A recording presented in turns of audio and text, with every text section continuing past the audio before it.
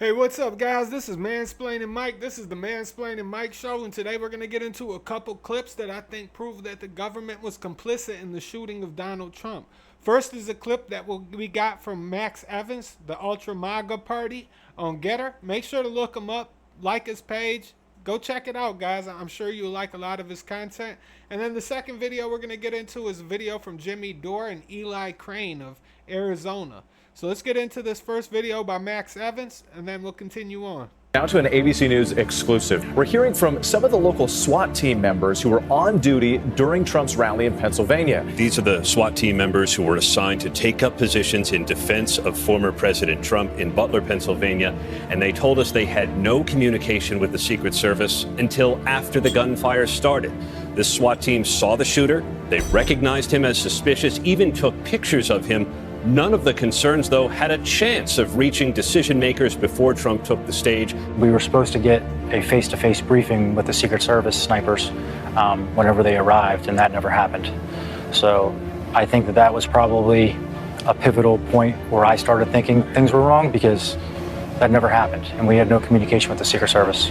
You had no communication with the Secret Service at all on that Saturday? Not until after the shooting. And by then? It was too late. It's crazy, isn't it? All this information that's coming out just to prove the point that the government didn't do at least even the minimum, to even secure Donald Trump. They just completely ignored what was going on. They weren't communicating with the police that were on the scene, even though they asked them to be there. All of this miscommunication definitely put Donald Trump in danger, and the evidence of that is that he got a piece of his ear blown off.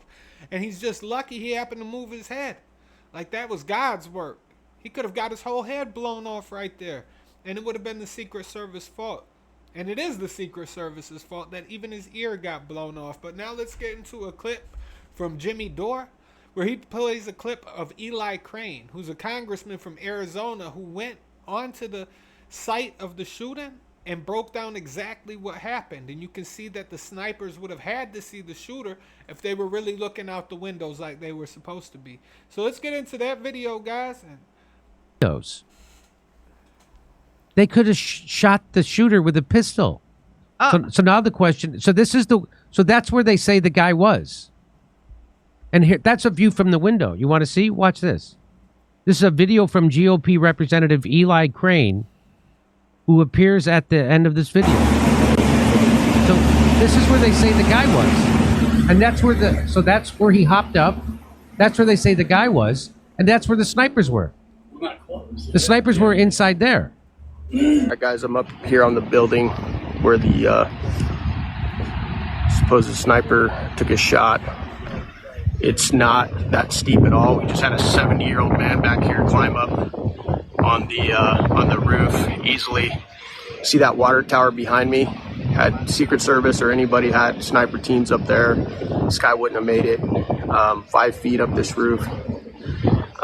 He would have been taken out. Behind me, you see the windows that Secret Service was supposedly in the second floor of this building behind. Makes you wonder why they weren't able to quickly dispatch the individual. And then behind me, back over here where those red roofs are, that's where the stage was set up. That's where the president was giving his speech from. A lot of questions here in Butler. But we look forward to doing oversight and getting to the bottom of it and making sure it never happens again.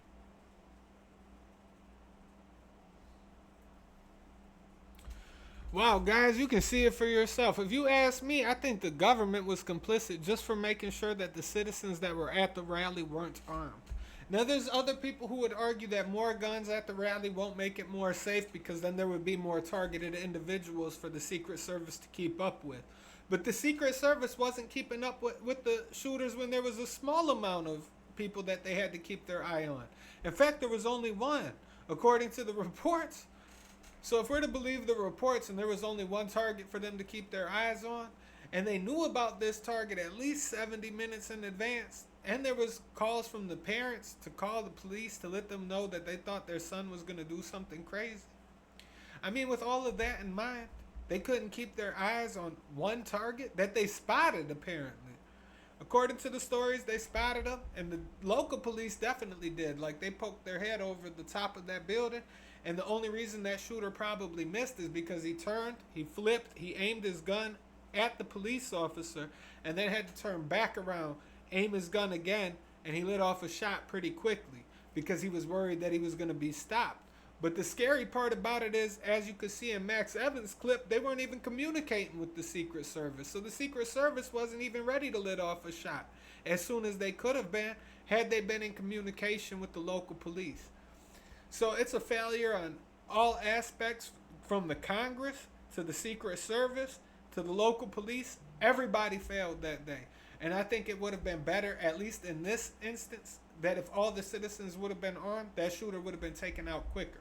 Now, I can't say that's what it would be in every circumstance, but in this one, it definitely seems like the people could have saved Donald Trump better than the Secret Service did. Anyway, guys, this was the Mansplaining Mike Show. I hope you guys enjoyed it. Make sure to like, comment, and subscribe. Share the video. It really helps us get noticed, and I'll catch you guys on the next one. All right, guys, have a good day.